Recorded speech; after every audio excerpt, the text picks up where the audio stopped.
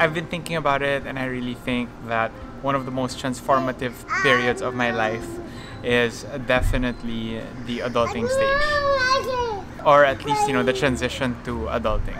Adulting kind of changes you, and it brings you into a place where you have to do everything yourself. Not just doing your own house chores if you live in your own place after having lived in, you know, with your parents for a while.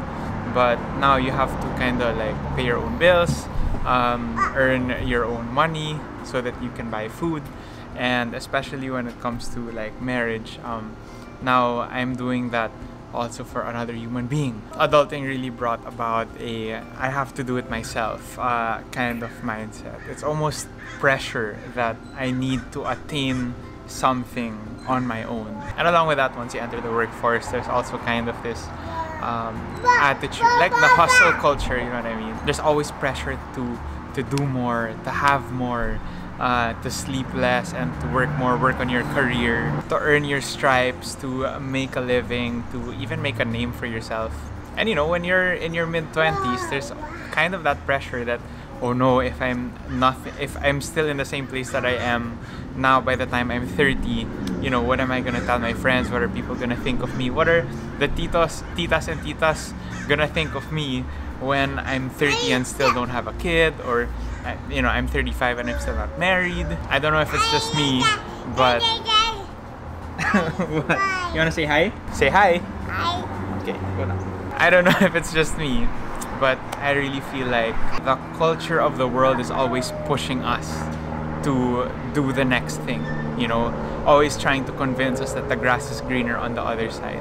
A certain degree of independence is healthy, you know, when you don't have to rely on, you know, your parents all the way until they're old, all the way until you're old, for them to keep putting food on the table for you, when you are able, you're capable, and you have the capacity to be responsible for your own needs. But there's also a trap of independence, and this is twofold.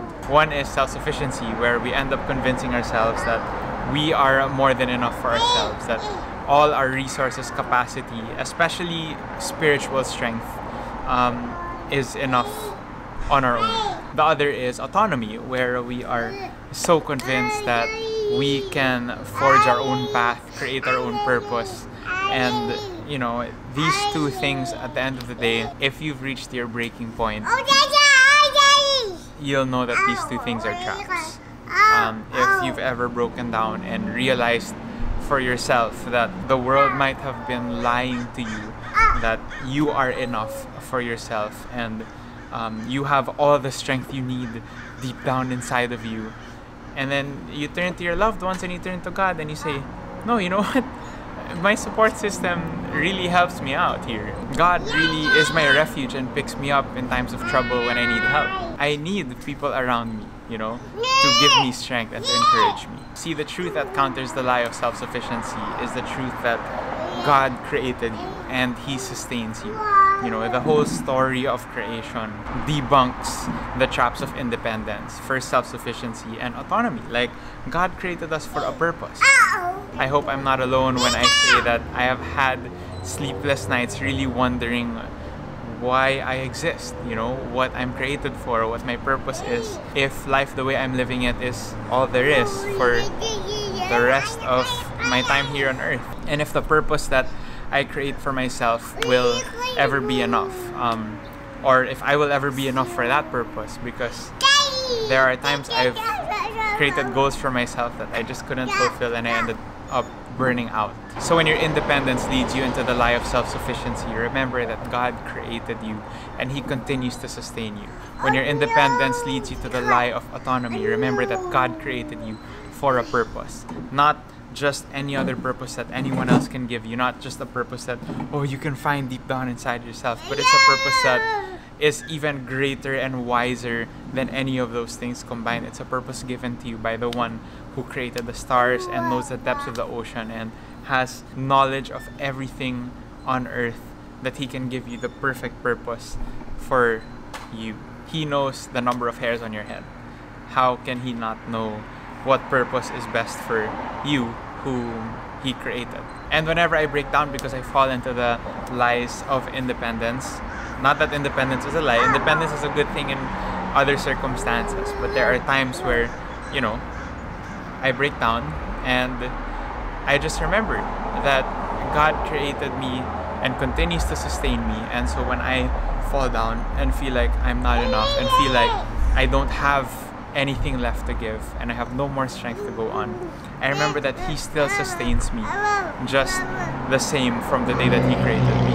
And when I feel purposeless and I feel like I am burning out and I don't know my place, you know, in the world, I just remember that God created me and He created me for a purpose.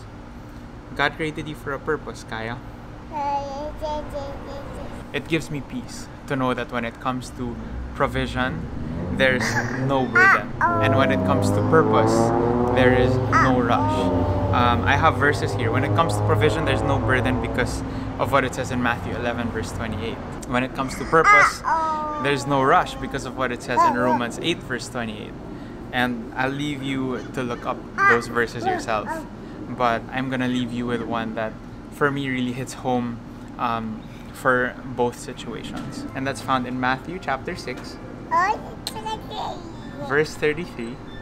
Seek first the kingdom of God and His righteousness, and all these things will be added unto you.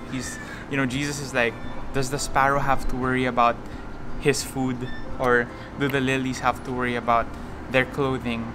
They don't worry because they know that God's gonna provide for them. And God doesn't only provide for you, but He gives you a purpose as well. Just continue to seek Him, hold on to Him. Sometimes all you need to do is hold on with a little childlike faith. Just like Kaya does not know the pressures and the burdens of the world, but she can trust that her parents will take care of her no matter what. There are a lot of things that she could be worried about, like how she's gonna pay for the house she lives in or whatever, but her parents wouldn't want her to worry about that. Her parents are taking good care of her, right? That's why I think the secret to peace in your life is really your source. If you choose to make yourself your own source, or make something limited in this world your own source, then it's gonna run out. But if you continue to make God, who is unlimited and infinite, right? If you make Him your source, you can have peace because your source is never gonna run out. The sky, that's right. Why? What's oh no?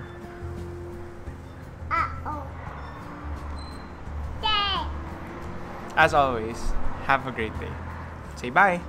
Bye. Blow a kiss. Bye. Good job. See you tomorrow. Bye.